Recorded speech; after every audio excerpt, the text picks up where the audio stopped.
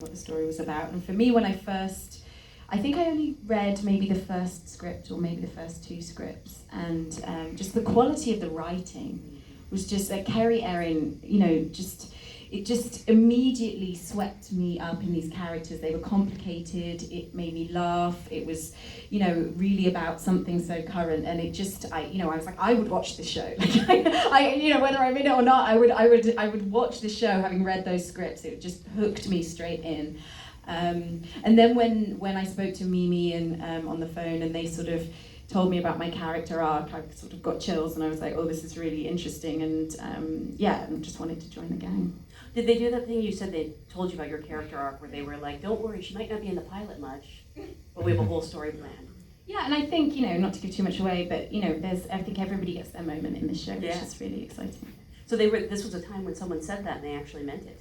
Absolutely. I think all the things that all the actors have said. I want to talk about Vicki Thomas, who was the casting director. I mean, you guys know Vicki Thomas out here. Yeah. I've known Vicki for several years, and she always consistently brings me projects that are really interesting, vibrant, relevant, timely, and timeless. And when this project came to my agent and I read it, I thought, well, this is obviously fantastic. I didn't know that Jennifer and Reese were attached to it at the time, but again, the writing just, it's not often that you pick up a character and does that to you. Then she starts talking to you, in your head, and you want to get up and start walking around and behaving like a character. That's the way Mia Jordan was for me. So that was how I rolled into this part. Can I say something? Just a fun fact? Yes. I was Vicki Thomas's intern when I was 17 years old. Get out of here! So I was so excited when we brought her on this project. I was like, Vicki! She's great! I worked on a movie called Devil in a Blue Dress with her. Devil in a Blue Dress? I was an intern with her, and she was so lovely and taught me so much about pre-production and how they cast shows. So I was like, yay, full circle. Yeah, Vicki Thomas. Yeah. She's awesome. She's so great. Yeah, And everybody in her office is amazing. Wait, were you interning for school, or just because you wanted to learn that side of the business? I was interning for school. Wow. Because I've heard so many people say if you can, work at Parked casting Denzel directors. Washington's Porsche. I parked Denzel's car. It was a Porsche. It was very scary. But was it clean though? Was it clean? Crashed it, right? Like, did he have coffee cups all over it, or later? Yeah. Tell me later. But yeah, anyway, I'm not gonna go. Sean? Well, this is such an amazing experience for me. It's my first series regular. So good. So good. So I really felt like, I hit the jackpot. It's great writing, great people all around. And with this one, because I've been, that this is a monumental experience. I've been doing this for a very, very long time.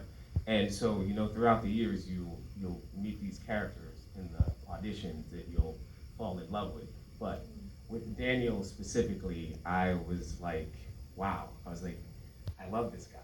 Like, I really think I get this guy. He's such a different, more complexity than I'm typically asked to play, because you get that gravitas, you also get that ambition. He's kind of quirky. He has this funny side. He can be a little mean, and he's intelligent. And there's just so many. I was like, I'm really connected to this guy. So when they started responding to me in the casting session after I sent that first tape off, and they were like, "Oh, they're bringing you for a callback," I was like, "Okay." And then there was just something about it. It's really great that happened. That it really felt connected and destined for me. So I'm glad that they responded. Actor story. Yeah.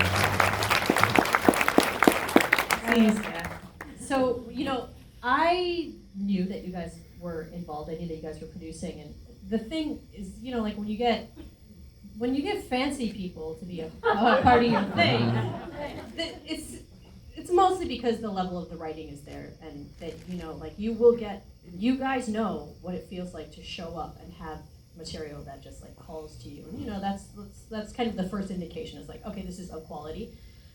But then, I just like everybody else here, I read it and I felt like, oh, I know this woman she is a few different women that I love, and I mean, this is a gross generalization, but I'm sick of archetypes. I think that broad strokes characters are freaking boring. The world of the anti-hero male is done soon, hopefully. I'd love to have some other people to despise and love, and that is what this show is, and that is why I wanted to be a part of it.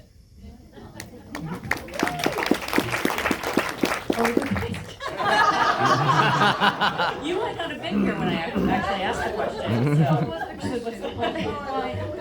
How did the script find its way to you, and what attracted you to your role? Well, firstly, I'm so sorry it's late. Well, Claire, wow, she is a true fourth wave feminist with a side of anarchy. But mainly what attracted me to this whole thing was the fact that someone was making a show not just about surface level Me Too, but about the grey areas of Me Too and post Me Too, and it's a real true study of how we, society, and all the different echelons of society, and men and women, are kind of dealing with this gargantuan shift. And it's done in an incredibly honest way with some amazing, incredible people. Yeah. I actually want to talk about a couple of people who aren't here. I mean, obviously Steve Carell. I don't know. I think it's. I hate to throw this word around, but I think it's pretty brave of him to take on a role of someone this. Could anyone else have done it? That's how I feel. He's America's father. We want to love him so much. It's like a perfect magic trick you guys pulled off. I mean, I'm guessing because he's Steve Carell, he's the first person you went to. Literally, that role was hard to cast. He was our dream bitch. You said Mitch. Did I say Mitch? Oh, I'm sorry. His character's name, right? Oh, jeez. Get your minds out of it. I heard Mitch. I felt Mitch. Dream bitch is a nice thing. Yeah. That's a word. It's got a nice thing. Well, we will have some dream bitches on the show too. That will happen. So yes, and he said yes really quickly. We were very surprised that he said yes that quickly. And also we thought how brave of him to actually want to be a part of this, this show and play that part, which is sort of, he's the combination of a lot of different men out there. And so we were, of course, we felt anointed and it was amazing. Yeah, and an actor like that walks into a space with a known audience and inherent respect. The projects he chooses to spend time on, to spend his collateral that he's accumulated, his cultural collateral, it really speaks volumes about him as a human and a person that he wanted to put himself 2 feet into a whole pool in this project, and I have enormous respect for that. I also, aside from some of the things I've seen him do on stage, this is probably my favorite role I've seen Billy Crudup do. Yes. I mean, I assume he's not here because he was afraid to get booed. I feel like Billy's giving us the Joker and that we're actually part of the DC universe. That's what I feel like watching. Total chaos. Well, I never knew that what I needed in my life was you and him singing Sondheim. But who suggested that? Yeah, that was tonight. Oh! Episode 5. You saw 5? You saw 5? Jealous. They watched 4 and 5. Oh my god. They watched 4 and 5. Did you think I just spoiled it? I Yeah, I thought you were just great. I was like, did. kind of mad. Well, I heard you singing when I was out in the hallway, so I knew for sure. Oh, God. I mean, is that just an idea that gets thrown around? Yeah. Panic right now. I know, because it was actually kind of terrifying. But I had a great singing teacher. Why am I talking about this? Because you asked. Okay.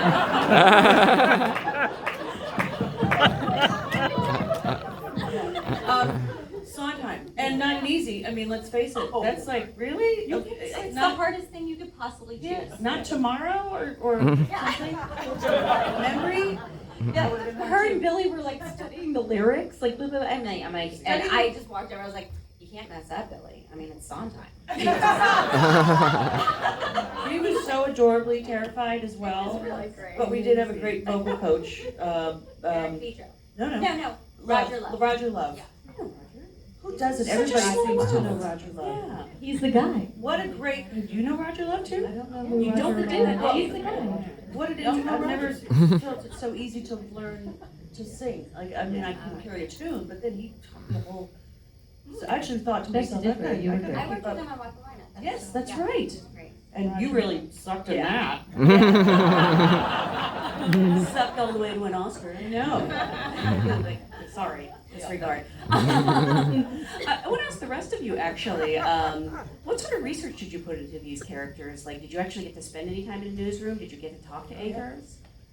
I sat down with Gail King, Diane Sawyer, and there was a lot of different people. Robert Roberts. I went to Good Morning America and went from 5 a.m. until 7 a.m. That magic 2 hours where it all just comes to life, and it is.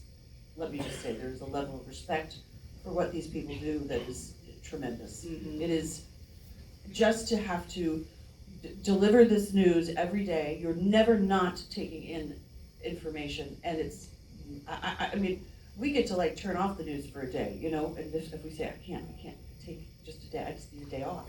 It is constant for them, and also telling these, you know, having to report a story about the world that's just a terror, or then going to a cooking segment, or then having to go to, you know, a famous celeb is on, and then having to go back to a really difficult story to have to tell, and then throw it to the weather. I mean, these people are it's quite it's a hard job. Anyone else? Spend any time in newsrooms? Or My talking sister to- studied broadcast journalism kidding? and more history, so I was just like, I'm gonna do my sister. That's what I told Vicky. I'm gonna do my sister.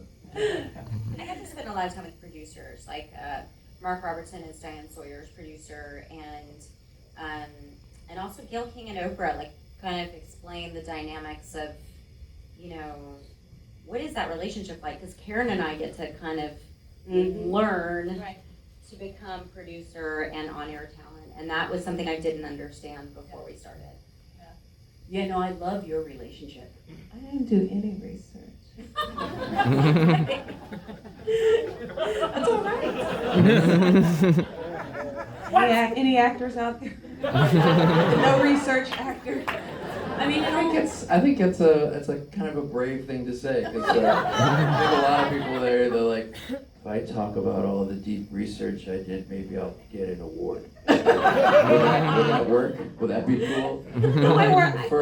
For this show, there's a lot of like kind of fairly mundane, quotidian things you need to learn how to do. Yes, We had a right. consultant come in, and after about a half hour, you're like, this button goes to this person, this is the line of communication flow, this is what you're in charge of and what you're not. You learn those things, and then after that, it's pretty much interpretive in terms of what the personality brings, and that's from, you know, the writing, really, from Carrie. Yeah, I think my imagination was so fired reading what the writers wrote that I felt like I couldn't really go to what I knew, that I had to start making things up. I was so inspired that I didn't think that the reflection of what I would see would not be as strong as what my mind could sort of create to continue to inspire the storyline. So I didn't. was the consultant always there, or they just came in at the beginning? Yes. Oh, really? Interesting.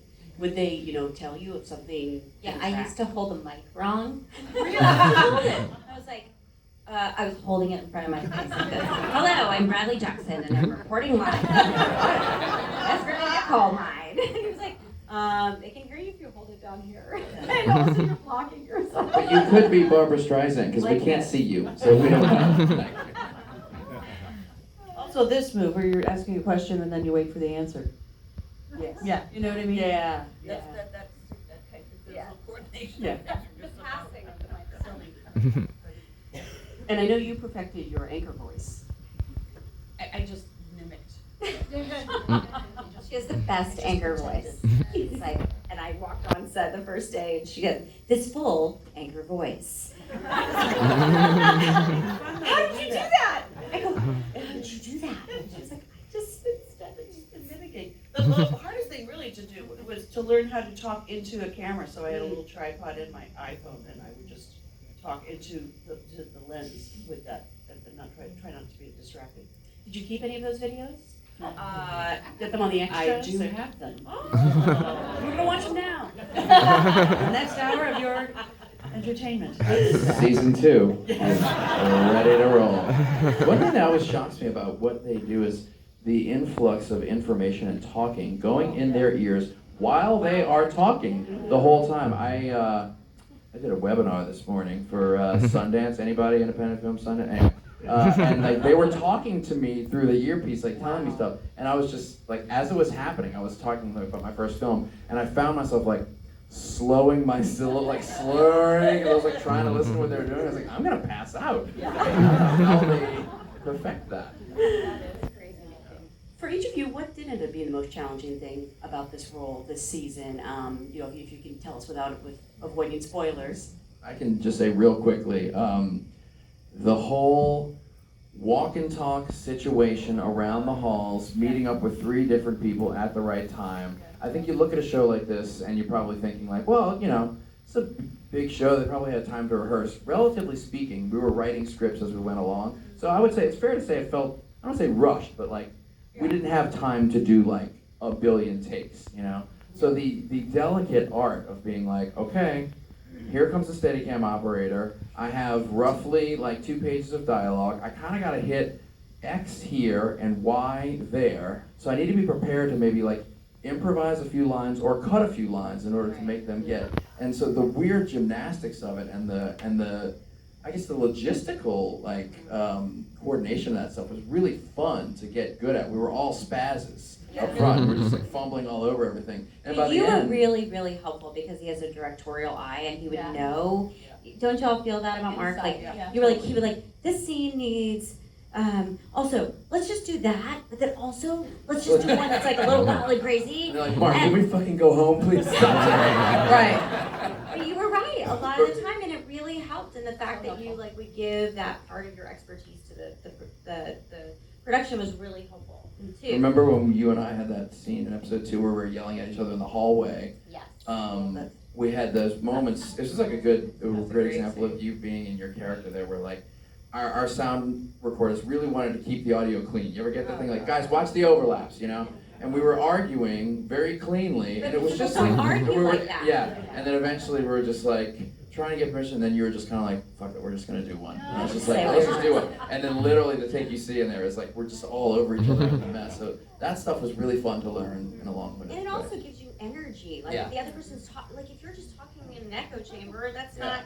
You don't get any energy out of it, but like when you're like, shut up, I'm like, oh no, you don't. No. I'm like, my energy just kicked to an 11. I want to get there. We're throwing up before the P of my shut up finishes. I want to get on it. Like, Good for you. Any significant challenges this season without spoiling anything? Yeah, I mean, lots of challenges, and I think just sort of getting out of the way so that you can really, when the writing, because the writing was so good, and just I think being able to serve the writing and the emotional landscape really. Can I just add quickly though, like you weren't just getting out of the way, like the scene where you are with Ashley Brown and you're trying to convince, like the eye work and the nuance and the level, but you were adding a lot. I mean, I read that scene and I saw that scene, so you should give yourself that credit that you built a lot of that. So good. Wait till you see her in episode 8. Oh my goodness. Okay. Yeah. Well, I would agree with Gugu about the emotional landscape. I think that you'll notice that all of the women, as the series goes on, the ability to handle the emotional content of what our characters are going through gets deeper and more intense, and I think for everybody, but especially for the women. And I think I've been lucky enough in the last couple of years to work with a lot of female writers and a lot of female directors in New York, in theater and television, and I think that's one of the hallmarks of working with women who are women writers, women directors, women producers, is that they really require you to go into a full heart-centered character and expand and bring that character out to the audience. And I think that the morning show was my first experience doing that over 6 months of time. So I really had to have an exercise at the end of the night that would take me out of Mia Jordan, because Mia is depressed. She has a hard time. So, as y'all saw in episode 5. Yeah, I think that was the most challenging part. For me, first of all, the challenging parts were also the exhilarating part. I think the show is so rich. Like, when we were shooting the show, I had a couple of friends who were auditioning for the show, and they would ask me, they were like, what is the genre? What is it? How do I get this part? And they wanted me to give them an answer. They wanted me to say, like, oh, it's a comedy, or it's this. And it's really human and complex. Mm-hmm. And I think add on to that every director, and also this being my first time shooting a series where you're coming in and you're seeing this rich material from different eyes, every day it could feel like we were going into a sort of different place. And so you didn't really get the opportunity to, I would imagine, like, a procedural where you just know what the tone is. We really had to investigate moment to moment. And sometimes we would be in this like beautiful, hilarious, amazing world. You guys can see some things. And then sometimes it just got really, really dark. And so that movement was exciting, but also it was challenging because you didn't get to really stay at homeostasis. I am so curious to find out, I don't know if it's just his personality, if there's a reason, your character is so loyal to sticking around. And I just really hope it works out for him. Spoilers! I would say that my thing is the opposite of your thing, Mark. There's actually a lot of stillness that was required by a lot of us. Like, real talk, guys. Those two are, like we said, fancy. They are including us in this entire moment with you guys in an ensemble way. They do not need to do that. They don't need us to show up. So that happened on set too. Yeah, seriously. Just like real talk. So when you watch it, you can see there are a lot of us there at all times, living in these characters, sometimes saying nothing. So that requires listening, it requires stillness, it requires a lot from you that you can plan before you get there, but if you have a plan, like, tell God the plan to last. So that was unexpected, because been through a lot of situations that are different, and we all have. And it was like a great tall order. Yeah. Well, there are a lot of like emotional acting, challenging things I can't say because they're massive spoilers. But one thing, no, big spoilers. Don't want to say.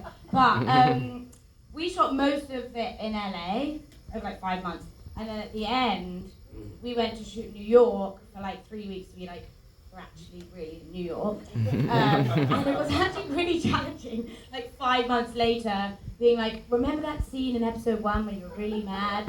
And now we're going to shoot you walking out of a New York building and getting into a cab and just be really mad and remember exactly how mad you were. So doing That was 5 months ago, but go right back to it.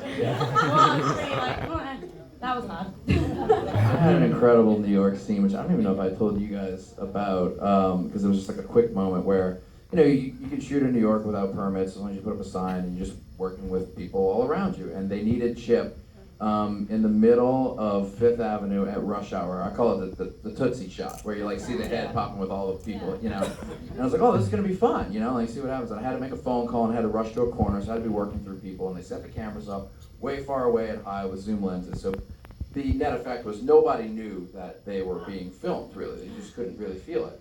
And so I come bursting out of like, a storefront, and I get on my phone and I'm supposed to be weaving in and out of people, and I'm trying to do this about 30-second conversation, get to the stoplight at the right time, cross, that whole thing. And the first thing that happens is I like brush this guy's shoulder. He's like, "What's the fuck out, dude?"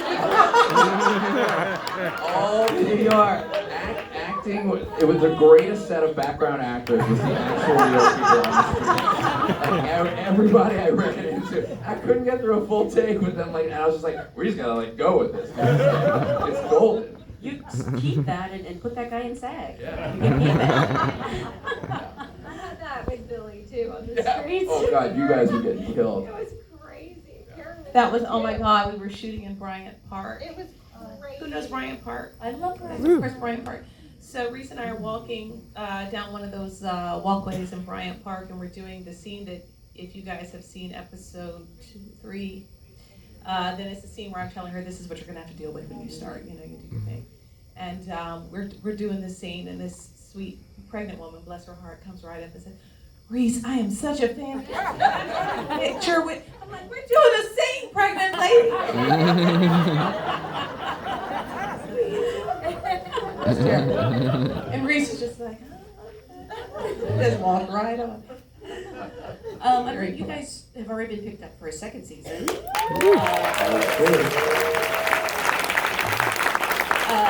So I guess with as few spoilers as possible, what can we look forward to for the rest of this season? And Yeah, guys, have what's happening? We have you all want started to to know. Inspiring minds. What's going on? There might be a flashback.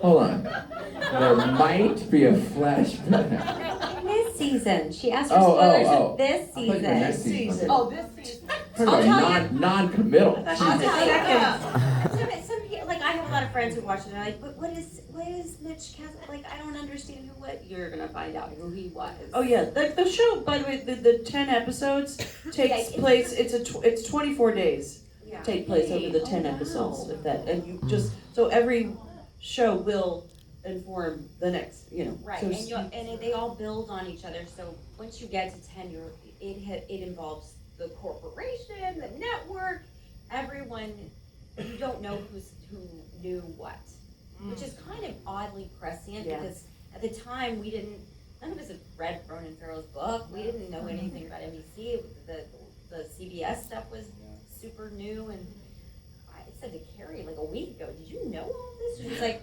no, I didn't know, I just kind of guessed. She's a witch. She's psychic. I mean, honestly, she's psychic. It's weird. And when do you go back for season 2? sometime next year, February. February. So are there should be scripts at this point, I imagine, or you kind of They're know in the what's coming beginning. up? Okay. Phases, yeah. Just asking all But the it's good happening. questions. Please tell us. Like hanging on everywhere. Hiring mine. Well, I want to remind everyone, I believe new episodes drop each Friday. Yeah. So go home and watch this on your Apple Plus. No, you've seen right more now. than anybody in the Yeah. world has Right. seen. Thank you guys so much for being Thank you here. guys for coming out. Thank